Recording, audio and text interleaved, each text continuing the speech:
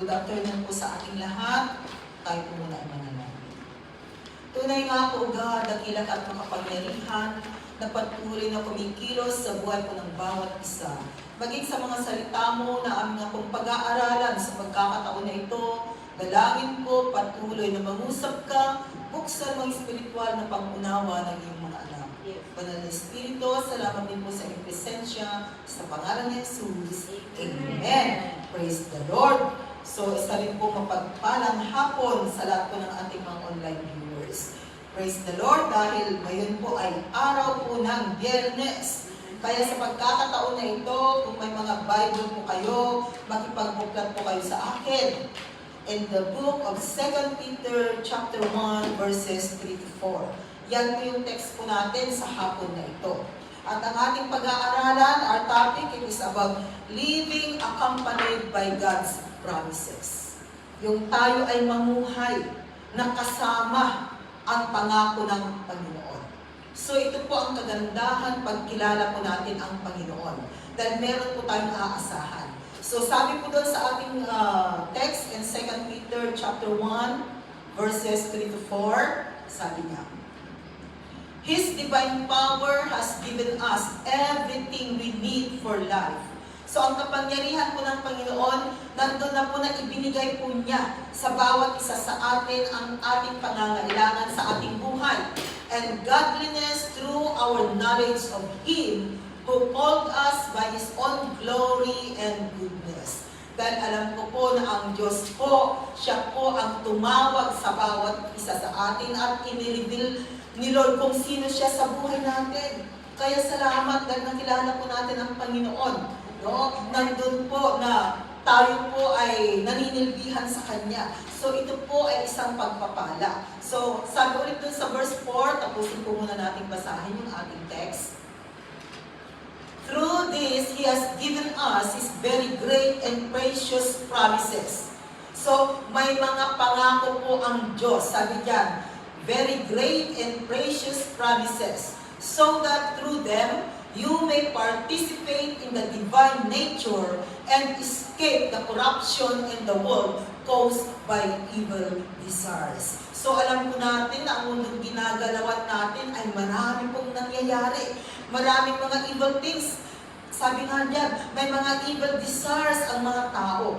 Pero ang kagandahan mga kapatid, kung tayo po ay nakay Kristo at may Diyos sa buhay natin, pwede po tayo makapamuhay sa mundong ito ng mayroong pangako ng Diyos. So, what are the promises of God na atin pong makikita sa Kanyang banal na salita? Actually po, napakarami pong pangako ng Panginoon na makikita po natin sa salita ng Panginoon. But this afternoon, magbibigay lang po tayo ng 9 lang po itong andito sa notes ko. Itutuloy na lang po ninyo ang mensahe ito dahil kung magbabasa ka ng salita ng Panginoon, napakarami pong pangako ng Diyos sa buhay mo natin. So what are the promises of God? Number 1 is that the comfort of God's presence.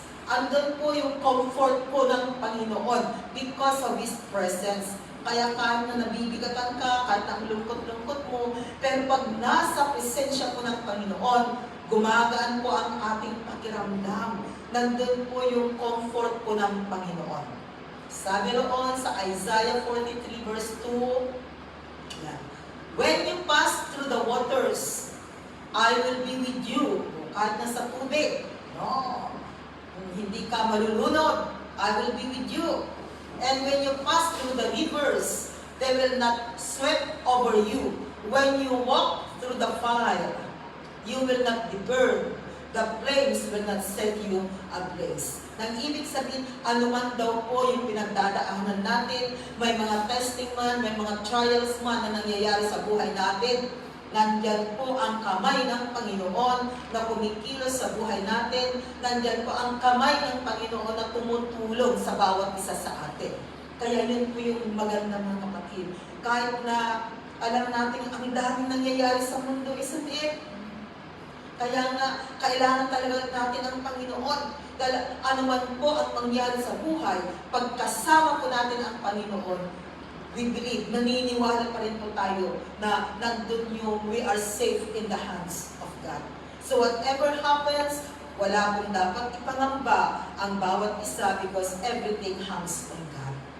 So makikita po natin dito na meron pong example in the Bible, yung pong kwento ng tatlong magkakaibigan, no? Familiar na po tayo doon sa kwento po ng mga kaibigan ni Daniel na sina Shadrach, Meshach at Abednego.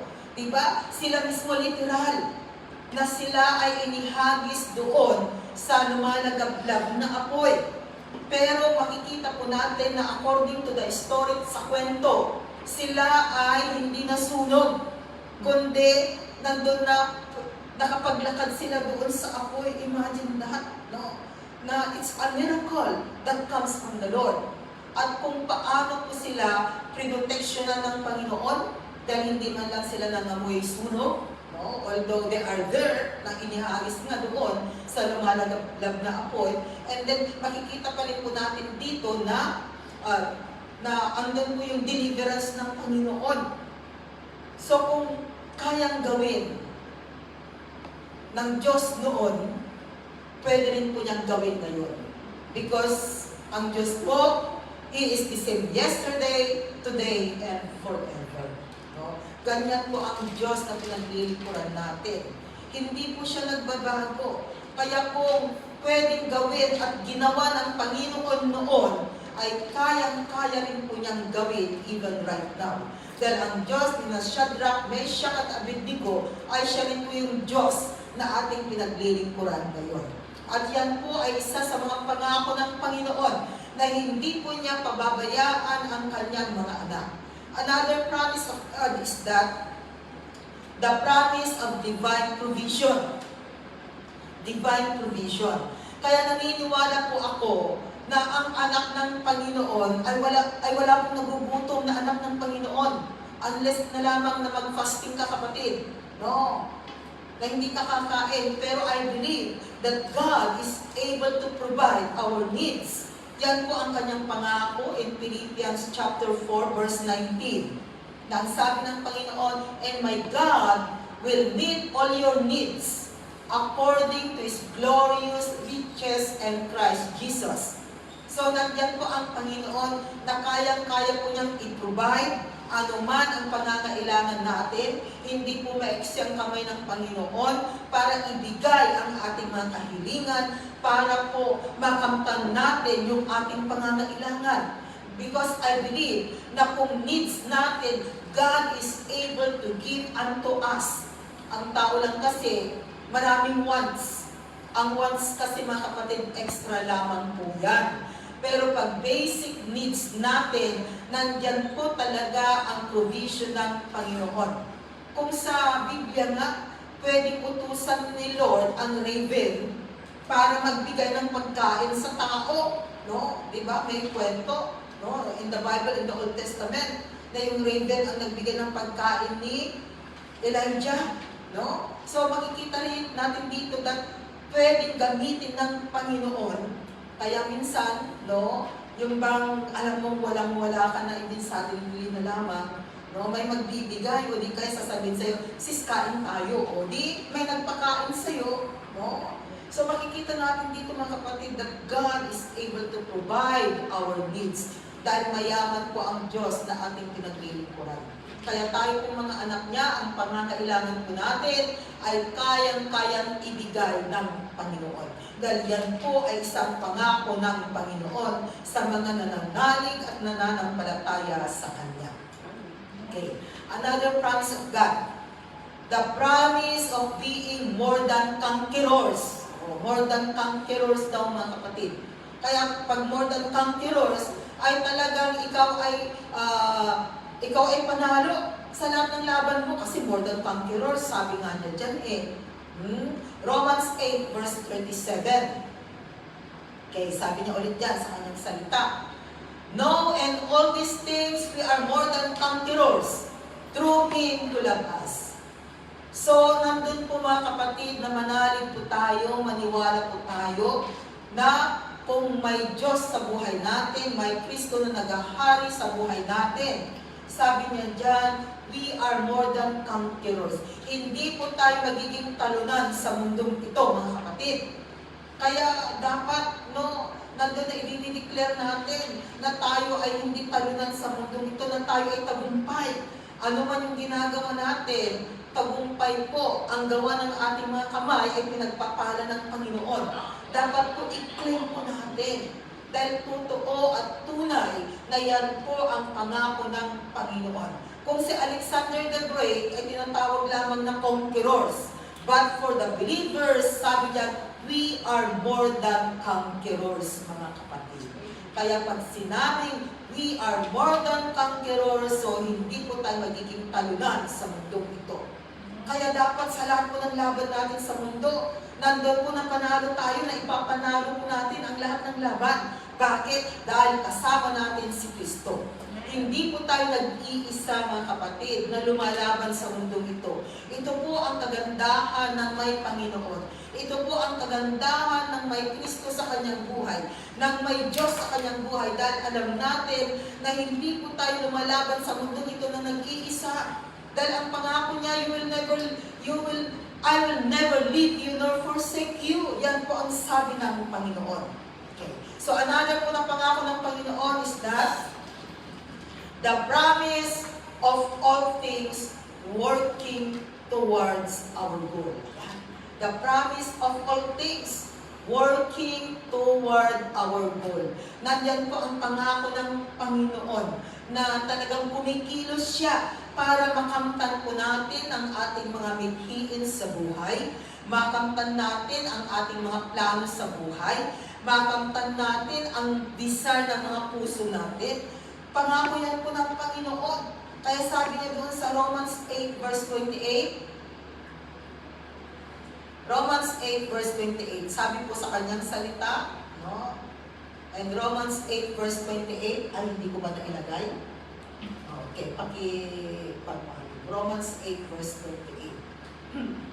Okay.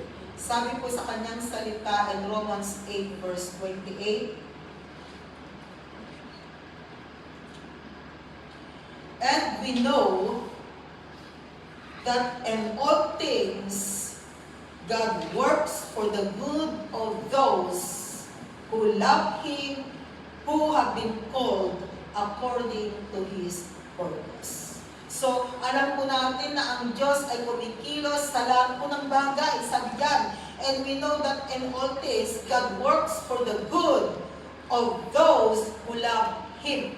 Kaya kung mahal po natin ang Panginoon, mga kapatid, nandyan po ang Diyos na siya ay kumikilos sa buhay natin at nandun po na anuman yung plano ng Panginoon sa buhay natin, yun po ay Kanya pong sinusunod. Nandun po na ipinapasagawa po ng Panginoon ang plano, ang purpose kung bakit tinawag niya ang bawat isa sa atin. So wala po tayong dapat ipangamba dahil alam natin na kung nandyan ang Panginoon, siya ang kasama natin para makamtan anuman ang ating mga mithiin, anuman ang mga pangarap natin sa buhay. So yan po yung kagandahan, mga kapatid. Kasi di ba, sa mundong ito, hindi po tayo nawawalan ng mga pangarap. Kasi sabi nga sa mundo, habang buhay may pag-asa, kaya tuloy ang tao ay nangangarap. Kasi kung hindi na po nangangarap ang isang tao, ay nawawalan na siya ng pag-asa.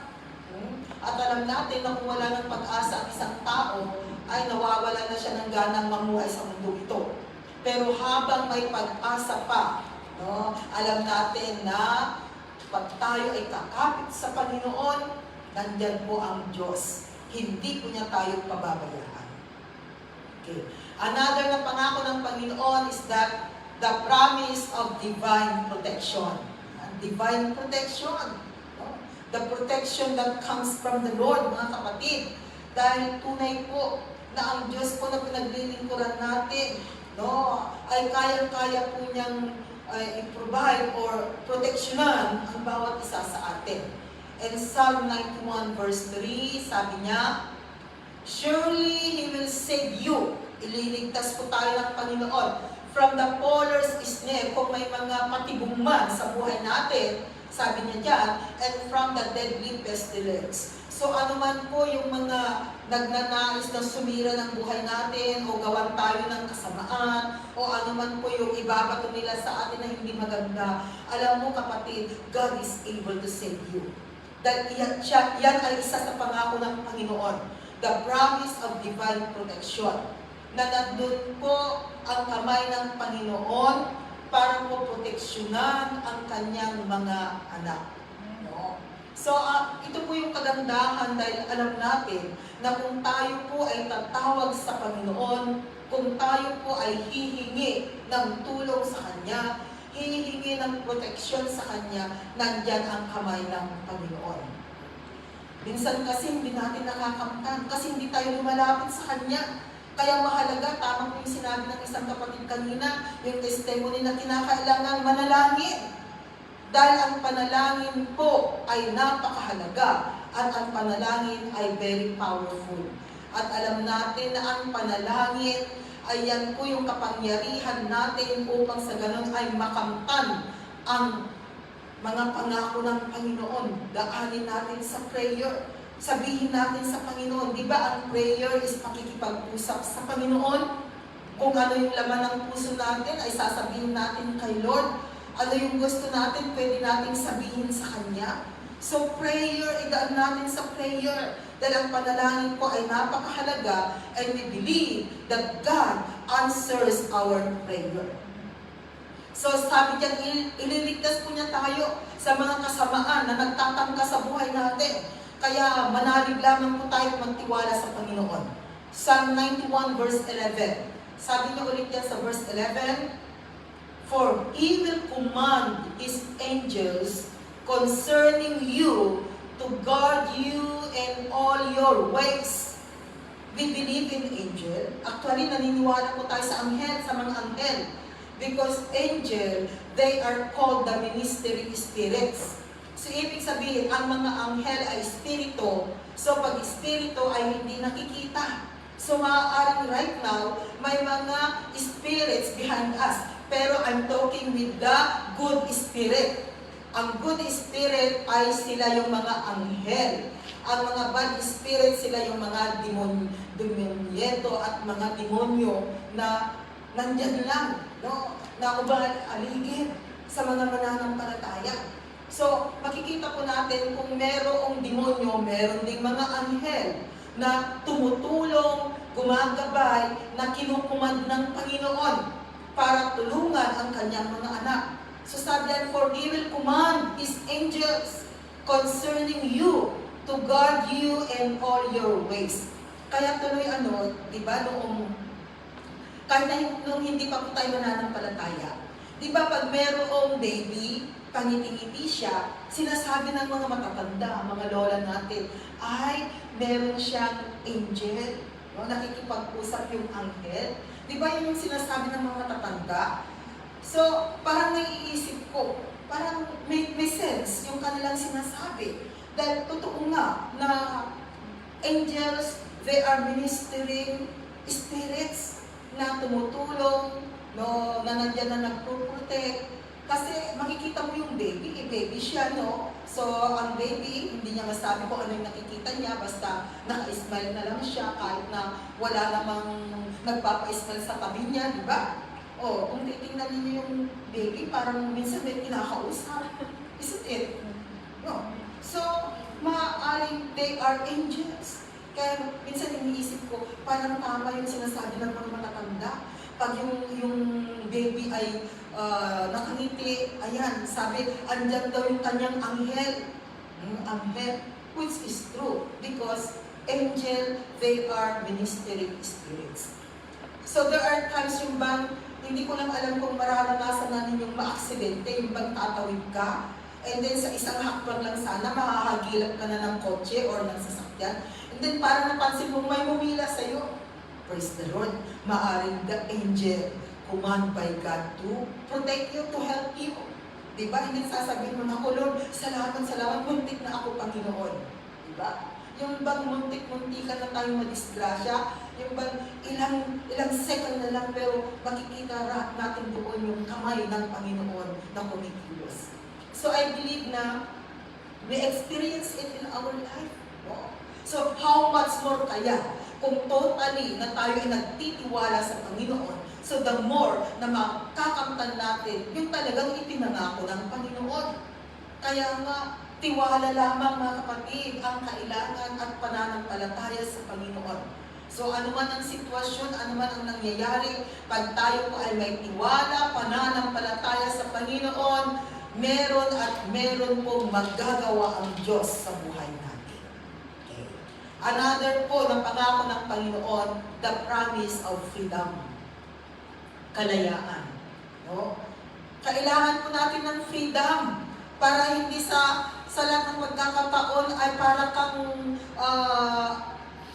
ka bang nasa hawla, para kang katulad ng ibon na nasa hawla, na there is something na parang merong pumipigil sa iyo. But praise the Lord, because ang pangako ng Panginoon, magkakaroon po tayo ng kalayaan. Kalayaan, we need freedom. In every areas of our life, freedom natin sa nakaraan, para mapalaya po tayo, hindi yung nakaraan na nga, yan pa rin yung laman ng isipan mo, yan pa rin yung parang sumasagi sa isipan mo, na yun pa rin yung iniisip mo palagi, is nakaraan na nga. No? Kinakailangan mag-move on. That's why we need freedom, mga kapatid.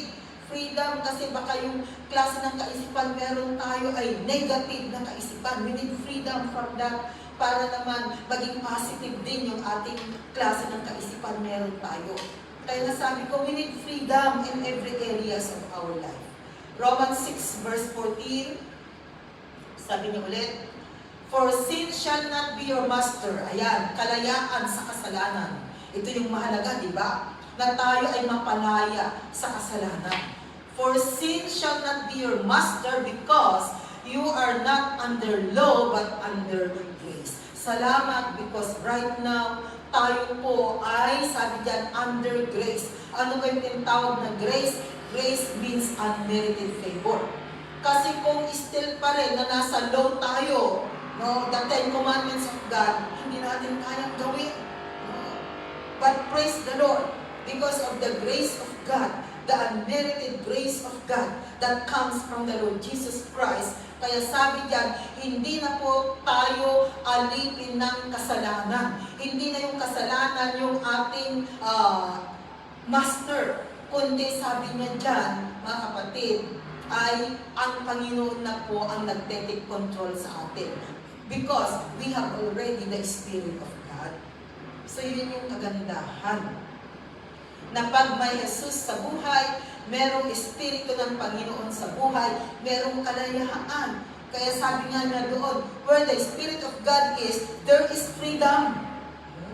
There is freedom. Kaya, ang napakaganda mga kapatid, yung tayo ay manalig, magtiwala sa Panginoon, maging partner palagi ang Panginoon sa buhay natin. Dahil makakamtan po natin ang kalayaan. Because we need freedom. Romans 8 verse 1. Sabi niya ulit, therefore, there is now no condemnation for those who are in Christ Jesus. Pag sinabing, there is now no condemnation, ibig sabihin, wala nang hahatol sa iyong kapatid. Wala nang magsasabi kung sana nasa loob tayo ng korte. No? Nasa loob tayo ng korte, and then hinuhusgan tayo ni Satan. Sinasabi niya, oy, itong tao ito, may ginawa siyang hindi tama, ito nagnakaw, ito, pumatay ng tao, ito, ang sama-sama ng ugali niya. Ayan, marami siyang tinuturo sa bawat isa sa atin. Mga ginawa natin hindi tama. Pero ang kagandahan, no, sabi, ang duty lawyer po natin ay ang Panginoon, Jesus. And then sabi ng ating Panginoong Jesus, i-defend niya tayo. No? Sabihin niya, no, wala nang kasalanan ang mga ito. Dahil binayaran ko na sila, tinubos ko na sa pamamagitan ng aking banal na dugo. So ang magiging hatol ay acquitted. Kasi sabi diyan, therefore there is now no condemnation. So wala na pong hahatol sa atin. Yun po yung kagandahan, mga kapatid. kung tayo po ay mananatili sa ating Panginoong Yesus. Darating ang time, haharap tayo sa harapan ng Panginoon. Sabihin man ni Satan, yung ating mga pinagagawang hindi tama, pero ang kagandahan, nandiyan po ang Panginoong Yesus, na sasabihin niya, walang kasalanan ang tao ito. She is already righteous because of me. Pinayaran ko na siya, tinubos ko na siya sa pamamagitan ng aking banal na dugo. Kaya siya ay sanang malinis. And because of that, hindi na po tayo hahatulan ng kamatayan, kundi ang hatol sa atin ay buhay na walang hanggan, na kapiling ang Diyos na ating pinaglilingkuran. Diba? Ang ganda, mga kapatid, ng pangako ng Panginoon. Kaya sige lang, manatili lamang po tayo. No? Kahit na nakakaramdam po tayo ng pagod, nararamdaman natin ng stress sa buhay, nararamdaman natin na parang napakahirap ng sitwasyon. Alam po ninyo, wala pong mahirap sa Diyos na ating pinaglilingkuran. Basta ilapit lang po natin, lumapit tayo sa Kanya, pagagaanin niya kung meron man tayong kabigatan, nandun po nagagabayan niya tayo, tutulungan niya tayo, bibigyan niya tayo ng tamang desisyon. Magdidesisyon tayo ng tama sa buhay upang sa ganun, ang magiging buhay din po natin ay isang buhay na talagang kalugod-lugod sa Panginoon at isang buhay na masaya sa mundong ito in spite na maraming testing, trials na nangyayari. Dahil yan po ang nais ng Panginoon, mga kapatid. Kaso malamang, sa mundong ating ginagalawan, mayroon tayong kaaway. At ang kaaway natin ay hindi natin nakikita. No. Hindi natin nakikita kasi hindi tao ang kaaway natin. Kundi ang kaaway natin sa mundong ito ay si Satan together with those evil spirit. No? Ang nangyayari lamang, ginagamit nila ang tao, kaya ang tao ay nagiging masama at gumagawa ng hindi tama sa kanyang kapwa. Because the evil spirit, ayan ang nangyayari. No, deception ang nangyayari, mga kapatid. Pero sabi ko nga, ang mga mananampalataya at mayroong espiritu ng Panginoon sa kanilang buhay, alam na nila ngayon. No? Alam nila kung ano ang kanilang gagawin. Dahil nandyan ang Panginoon. Kaya mahalaga po, mga kapatid, mga kaibigan, na mayroong Kristo sa ating buhay. At ang next na pangako niya, okay, the promise of sufficiency and grace for every task. Yan ang kanyang pangako. Na ang pangako ng Panginoon, nandyan na gagabayan kita, no? Ibibigay ko sa iyo yung grace. Di ba sabi ko kanina, grace means unmerited favor sa lahat ng ginagawa mo. Kahit na sinasabi mo hindi mo kaya, pero pag once na isinali mo ako, you can do it. So yun po yung kagandahan. Yung bang hindi natin kayang gawin ng isang bagay, no? Pag nasa amo ka, pagod na pagod dahil ang daming trabaho, parang hindi ko na ito kaya. Pero as you go on at maging partner ang Panginoon, mararamdaman mo ang bagong kalakasan na galing sa Kanya. So dapat po, memory verse po natin ang Philippians 4:13, na I can do all things through Christ who strengthens me. Kaya kung napapagod ka na, ay i-declare natin ang salita ng Panginoon. I-confess natin ang salita ng Panginoon. Because the Word of God is powerful.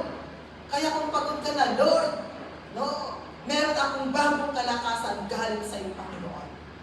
So ganun po ang gawin po natin, mga kapatid. Because we are not dealing with nakikipag-deal po tayo sa mga evil spirits sa mundo ito, mga kapatid.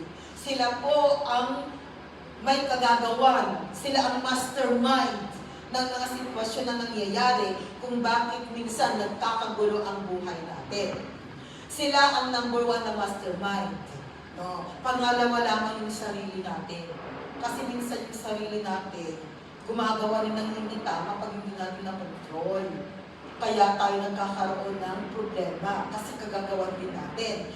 Pero ang kagandahan lamang po, pag alam natin ang salita ng Panginoon, tinuturuan niya tayo. Kaya Kaya nga nababago ang mga dapat mabago.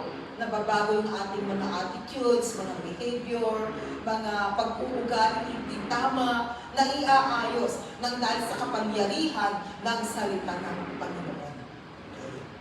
And 2 Corinthians 9 verse 8, sabi po dyan, and God is able to make all grace abound to you, so that in all things at all times, the word all things, lahat ng bagay at all times, lahat ng pagkakataon, sabi dyan.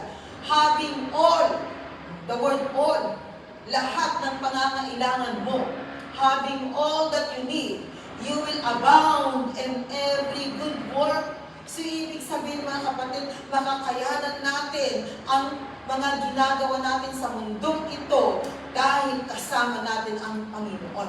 Kaya nasabi natin, ang Panginoong Yesus kinakailangan maging partner ng buhay. Siya ang number 1 na maging partner ng buhay natin, mga kapatid.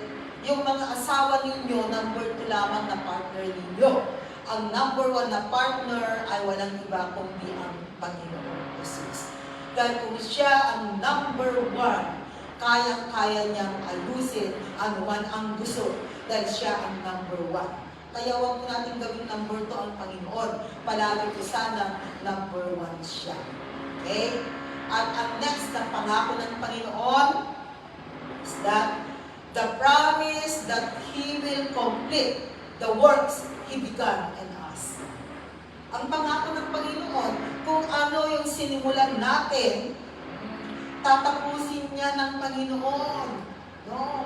Kaya kung ano man po yung ginagawa natin sa Panginoon, ano man yung ministry natin, ano man yung mga gift talents na binigay ni Lord na ginagamit natin to give glory to His holy name, mga kapatid, no? Huwag tayong mag-alala because everything hangs on God. Kontrolado ng Panginoon at tutulungan tayo ng Panginoon para matapos natin ang ating mga dapat gawin. Philippians 1 verse 6. Being confident of this, that He who began a good work in you will carry it on to completion until the day of Christ Jesus. Kaya huwag po tayong mag-alala. Alam po ninyo kung in our ministry, just do your part. As long as that you are doing your part, bahala na ang Panginoon. No, yun po yung kagandahan dito mga kapatid. Huwag po tayong mag-alala, huwag tayong ma-stress. No. Dahil ang Panginoon, alam niya kung ano ang kanyang ginagawa. No. Minsan hinahayaan lang ni Lord, maaaring 1, 2 lang kayo, para talagang doon kayo makapit sa Panginoon at talagang maipapakita ni Lord kung paano ang kanyang pagkilos. No? Yun po yung kagandahan. Kaya, no, ang bait-bait ni Lord. Kaya nga minsan talagang multitask yung ginagawa ng Panginoon. Isang pero tingnan ninyo kanina, ang alam natin, multitask, pero nakita natin na noong, ayan, biglang dumating si sister, naging 4, so pwede, mas magaan ng konti kaysa yung 3 kanina, isang din. Kaya pag mas marami, talagang mas maganda. So ganyan po ang Panginoon. Alam po ninyo, pag nagkakaisa at nagtutulong-tulungan, naiaayos po ng Panginoon. At nandito rin po kami mga pastor ninyo na pang-emergency. Diba? Kung kailangan ang tulong, nandyan lang kami. No? At saka nakatingin naman kami, alam naman namin Alam naman namin. Pero pag hindi kami lumalapit or what, maaaring nakikita namin na kaya ninyo. No? So ganun po, kumilos ang Panginoon. Dahil, sabi ko nga, trabaho ng Panginoon, gawain ng Panginoon ito. Mga instrumento lamang po ang bawat isa sa atin, and as we are willing to be used by God, no, alam natin na nalulugod ang Diyos. Kaya tulad ngayon, no, I believe dahil nandun po na yung alam natin, gift natin, talent natin, talagang iniari natin sa Panginoon kung ano yung meron tayo. Iniari natin sa Panginoon. So makikita po natin na talagang kikilos ang Panginoon. No? So, ganun po mga kapatid. Kaya huwag po tayong mag-alala dahil ang Diyos na tumawag po sa atin ay tatapusin po niya ang mission natin sa mundo ito. At kung unat na ang dalawang paa natin, edi tapos na ang mission. Pero habang tayo pa ay bumabangon sa umaga, may hininga, ibig sabihin, hindi pa tapos ang mission natin sa mundo. Kaya salamat. Kasi kanina nga nagtatawanan na kami kay Pastora Dominga dyan habang kaninang malapit kumain. Kasi sabi ko, bigla kong naramdaman ito. Meron akong sinabi sa kanya na medyo naramdaman kong medyo masakit. Tawa siya ng tawa. And then sabi niya, ako nga rin, ito rin. Sabi ko, talagang ganyan na ba? Pero doon mo ba makikita na hindi lang pala ako. Hindi sabi, ako nga rin, ito. Ay, kayo tawa ng tawa dyan. Pero tingnan po ninyo, ang kagandahan ko dahil kahit na gano'n na minsan may nararamdaman ka, pero paggawain ni Lord, nawawala, hindi mo siya maramdaman. No? Hindi mo siya maramdaman. And then kung mag-isa ka na lang at nagpapahinga, minsan doon bumabalik. It's okay. But anyway, napakaganda pong maglingkod sa kanila. Okay. At ang panglas natin, number 9, no? The promise of complete victory and authority over the devils. So ito ang pangako ng Panginoon. Complete victory, talagang katagumpayanan, and authority, sabi ko dyan. Kaya in Luke chapter 10 verse 19, sabi niya, I have given you authority to trample on snakes and scorpions, and to overcome all the power of the enemy. Nothing will harm you. So, meron pong kapangyarihan ang bawat isa sa atin. Pag sabing to trample on snakes and scorpions, it refers to those problems, testing, trials na nangyayari sa buhay natin. Katulad sila ng snakes and scorpions na nagbibigay sa atin ng sama ng loob, nagbibigay sa atin ng dalamhati, nagbibigay sa atin ng stress, kung ano-ano pa yung kanilang ibinibigay, no? Pero ang kagandahan, sabi niya diyan, binigyan tayo ng kapangyarihan ng Panginoon to overcome, para mapagtagumpayanan ang kapangyarihan ng kaaway. At sabi niya, nothing will harm you. Kaya kapatid, use your power and authority. Meron pong kapangyarihan ang bawat isa sa atin. Pag sinasabi natin na tayo mananampalataya, God has given us power and authority. James chapter 4 verse 7. Sabi niya ulit sa kanyang salita, in James 4 verse 7, submit yourselves then to God. Anong gagawin? Submit. Totally surrender our life to God. And then, resist the devil. Resist the devil. Pag sinabing resist, do not entertain the devil. No? Iwanan mo siya. Huwag mo siyang pansinin. Kasi ang demonyo nagpapapansin yan. Kaya huwag mong pansinin, kapatid. Resist the devil and he will flee from you. Dahil kung hindi mo na siya pinapansin, ay wala siyang magagawa kasi nga hindi mo pinapansin, inilalayo sa'yo. Diba, in literal, pag lumapit ka sa isang tao, hindi ka pinansin, diba? Aalis ka na, hindi mo ka pinapansin, lalayuan na kita. Ano? Ganun din po ang demonyo. No? Pag hindi mo yung papansinin, no? You just ignore him. Wala siyang magagawa, aalis siya. Pero pag winelcome mo siya, in-entertain mo siya, wala na. It will lead you into destruction. Kasi marami siyang pamamaraan. Sa una, ang bait-bait niya, nakamaskara lang pala. Pero at the end, lumalabas ang tunay na kulay. Kaya ingat po tayo. So what we need to do, submit yourselves then to God, resist the devil, and he will flee from you. At ang mga susunod pang mga numbers, it's your homework.